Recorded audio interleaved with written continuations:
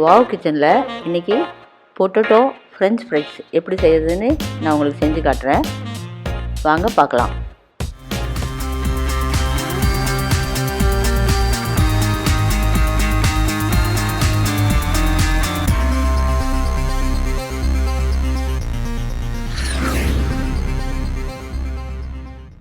அதுக்கு என்ன தேவையான பொருளுங்கிறது பார்க்கலாம். 3 கிழங்கு நான் எடுத்து வச்சுருக்கேன். தோல் இந்த மாதிரி பீல் பண்ணி வச்சுக்கலாம். நல்லா கழுவிட்டு இப்போ அது எப்படி கட் பண்ணுறதுன்னு காட்டுறேன். நானே ஈவனாக வர மாதிரி ஒரு எண்டை கட் பண்ணிவிட்டு கொஞ்சம் திக்னஸாக, ரொம்ப லேசாக இருக்கக்கூடாது, கொஞ்சம் திக்னஸான சைஸில் கிழங்கை இந்த மாதிரி கட் பண்ணி எடுத்து வச்சுக்கலாம். கட் பண்ணிவிட்டு இந்த மாதிரி நீளமாக வர அளவுக்கு அதை நம்ம கட் பண்ணிவிட்டு இந்த மாதிரி எல்லா கிழங்கையும் கட் பண்ணி எடுத்து வச்சுக்கலாம்.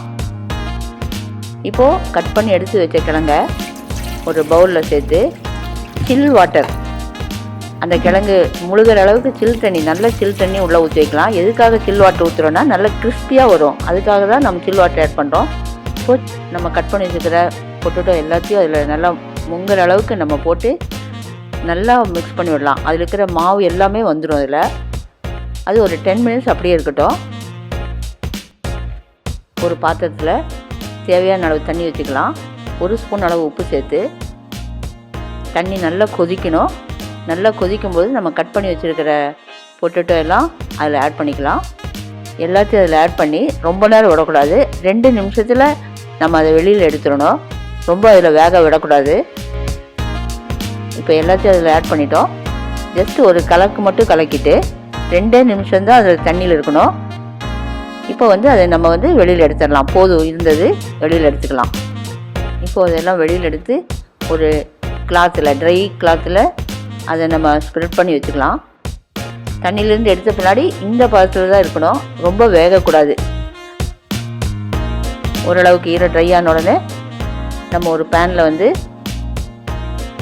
ஆயில் சேர்த்துக்கலாம். இதுக்கு ஆயிலே ரொம்ப தேவைப்படாது, ஆனால் நம்ம பொரிக்கிறதுக்கு அளவுக்கு எண்ணெய் வைக்கலாம். எண்ணெய் இழுக்காது, நிறைய ஊற்றுறேன்னு பயப்பட வேண்டாம், எண்ணெயே இதுக்கு இழுக்காது.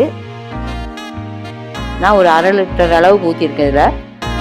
இப்போது எண்ணெய் நல்லா காயணும். எண்ணெய் நல்லா காய்ஞ்ச உடனே நம்ம அதை போடணும். சூடு கம்மியாக இருந்தால் நல்லா கிறிஸ்பியாக வராது. அதனால் நல்லா காய விட்டு உள்ளே போட்டு 2 நிமிஷத்தில் அதை வெளியே எடுத்துடணும். ஏன்னா நம்ம மறுபடியும் பாயில் பண்ணணும். அதைய இந்த பதத்தில் நம்ம எடுத்து வச்சுக்கலாம்.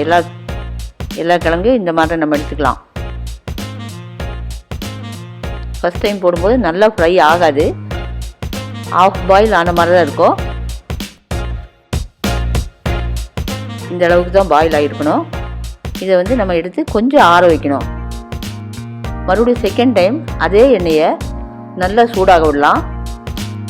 ஆயில் நல்லா சூடான உடனே மறுபடியும் 2வது டைம் எல்லா கிழங்குகளையும் நம்ம உள்ளே சேர்த்துலாம்.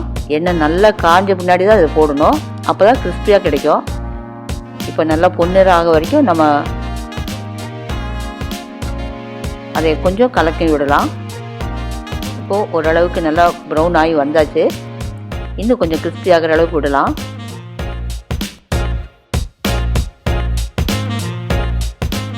ப்ரௌன் கலர் ஆகணும், அப்போ தான் அந்த கிறிஸ்பியாக கிடைக்கும். அது வரைக்கும் நம்ம அதை கொஞ்சம் கலந்து விடலாம். எல்லா பக்கம் நல்லா வேகட்டும். இப்போ நல்லா ப்ரௌன் ஆயாச்சு. இனி நம்ம அதிலேருந்து எடுக்கலாம்.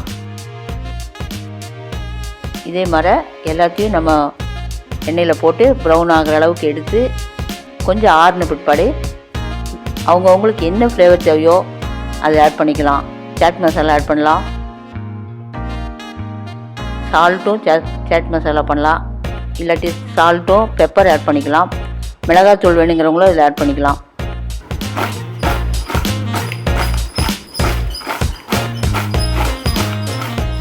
இப்போ சுவையான ஃப்ரெஞ்ச் ஃப்ரை ரெடி ஆகிடுச்சு.